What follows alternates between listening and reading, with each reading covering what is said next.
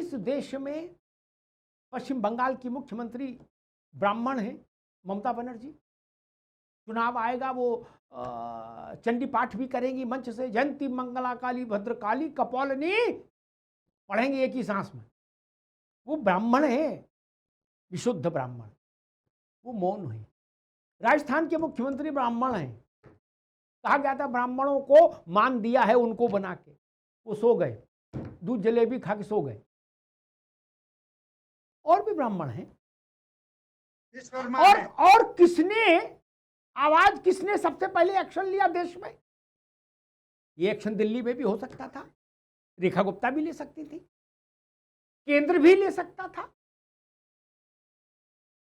Netflix के CEO को तलब कर सकता था सूचना प्रसारण मंत्रालय, और कहता कि भारत में रहना है तो ड्रामा बंद करिए, नहीं तो सब बंद कर देंगे आपका कामकाज। कर सकते थे। डिमांड करते हैं राजदूतों को कि नहीं, वैसे ही कर सकते थे, बुला के पेच कस देते। नहीं किया। किसने किया? योगी आदित्यनाथ। योगी आदित्यनाथ के विरोधी उनके लिए क्या धारणा फैलाते हैं मुफ्ती साहब? ये ब्राह्मणों के खिलाफ है, ये ब्राह्मणों के खिलाफ है। अब वो लोग किस मुंह से अपना चेहरा देखेंगे शीशे में? अपने घर में गुसल खाने में कौन सा शीशा लगाएंगे? वो धूर्त लोग जो ये कहते थे योगी आदित्यनाथ ब्राह्मणों के खिलाफ हैं, अब थूके और चाटें। जो काम भजन लाल को करना चाहिए था, ममता जी को करना चाहिए था, दत्तात्रेय गोत्र के वंशज राहुल गांधी को कहना चाहिए था, जो जनेऊ कुर्ता के ऊपर जनेऊ पहन लेते हैं, वो भी नहीं किए। योगी आदित्यनाथ ने कहा कि गिरफ्तारी करो इनकी, मुकदमा दर्ज करो। ये बात दूसरों को कहनी चाहिए थी कि नहीं? इसलिए मैं कहता हूं कि राजनीति में दुष्प्रचार कितना हो सकता है ये समझ लीजिए। एक बात और कहता हूं, इतनी हैरानी की बात है कि इस देश के जितने 4 मान्य शंकराचार्य हैं, बड़े पद पर बैठे, ये भी ठीक है, और ब्राह्मण भी हैं, ये भी ठीक। मैं तो सीधी बात कहता हूं, मैं पर्देदारी का आदमी नहीं। अभी मुक्तेश्वरानंद जी आए, पालकी में नहाएंगे कि बिना पालकी में नहाएंगे, इस पे कहा कि संत का अपमान, शंकराचार्य का अपमान, हिंदुत्व का अपमान, ब्राह्मणों का अपमान।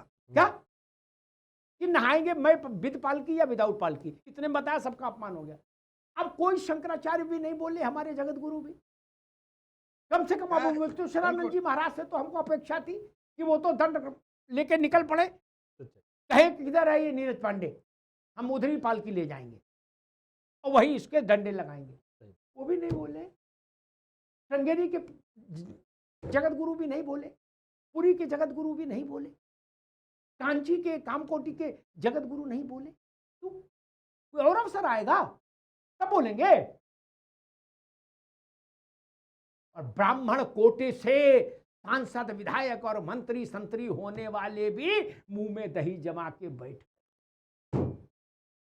जिनका भर्ती इसलिए होता है कि हम लोगों को ब्रीफ किया जाता है कि नहीं देखिए इतने % ब्राह्मण है तो हमने। भजन लाल को जब शपथ दिलाई गई थी जयपुर में, तो इस बात की ब्रीफिंग हुई थी ना अच्छे से कि देखो ब्राह्मण लाए हैं। जिसका मतलब आपकी योग्यता जो भी रही हो, ब्राह्मण आपकी सबसे बड़ी योग्यता थी जिसके कारण पद मिला। जी। अब मैं नाम नहीं लूंगा, नहीं तो देश भर में तमाम चेहरे खराब हो जाए।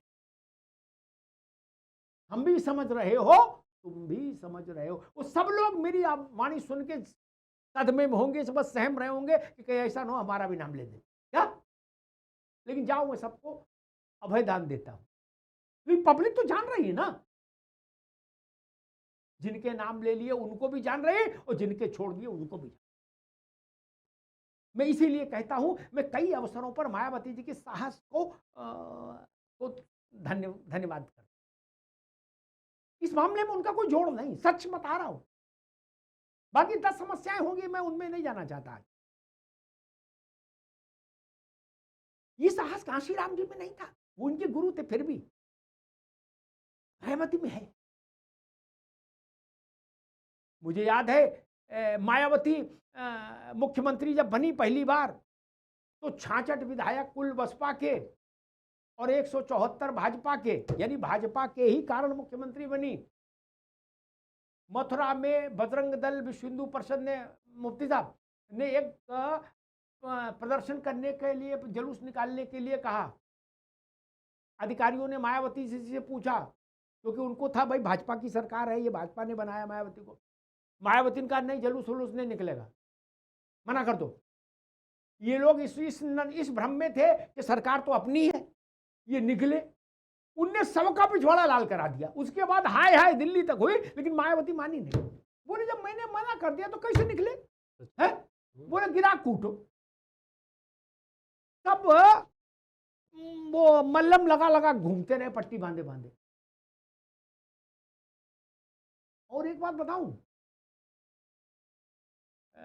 एक अतीक अहमद का किस्सा सभी को पता है। तो मायावती जब सरकार में थी, मुख्यमंत्री थी, तो अतीक अहमद जेल में था। जब वो छूट के आया अतीक अहमद, तब चुनाव की घोषणा हो चुकी थी।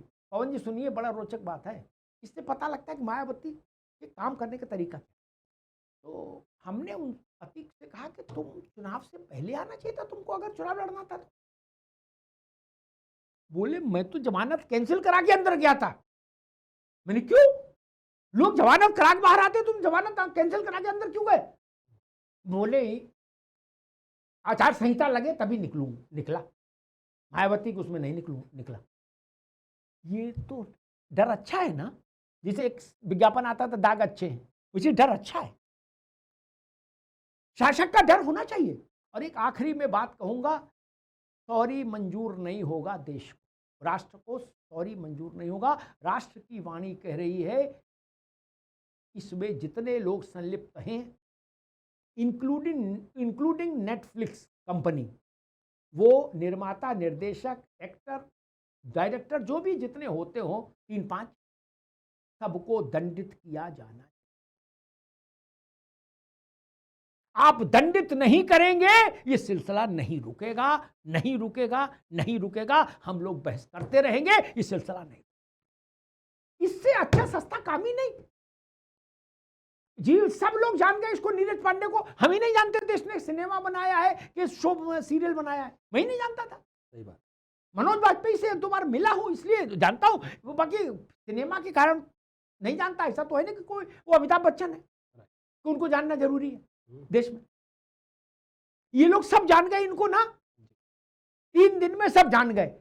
इतना जनवाने का कार्यक्रम करते ना मुफ्ती साहब, तो 100-200 करोड़ का विज्ञापन का बजट लग जाता, तब इतना जान पाते लोग। क्या हर्रा लगाए ना फिटकरी और रंग चोखा आ जाए मुफ्त में, और सॉरी बोल के निकल लिया अंग्रेजी में। ना ना ना, अंग्रेजी में सॉरी बोले, चाहे हिंदी में, चाहे गुरमुखी में, चाहे उर्दू में। वो जो सुरेश जी कह रहे थे कि इन्हें आन मिलो सजना दिखाओ अंदर ले जाके, वो करना बहुत जरूरी है। कुछ जगह पुलिस के लोग ये भी कहते हैं, जैसे सुरेश जी ने अपने अनुभव से कहा, मैं अपने अनुभव से कहता, कुछ जगह वो ये भी कहते हैं कि इनको हेलीकॉप्टर बनाओ। कुछ जगह हेलीकॉप्टर भी बनाते हैं। लेकिन जो होना है होना चाहिए। दंड का की प्रतिध्वनि, दंड का, चाणक्य ने लिखा है कि राजा के पुरस्कार का और राजा के दंड का, दोनों की गूंज दूर तक होनी चाहिए। ये समय है, ये राष्ट्र की इच्छा है, राष्ट्र की वाणी है। इन दुष्टों को दंड मिलना चाहिए। भारत के कानून में, संविधान में जो कुछ कड़ा दंड हो सकता है सर्वोत्तम, वो दंड इनको मिलना। धन्यवाद।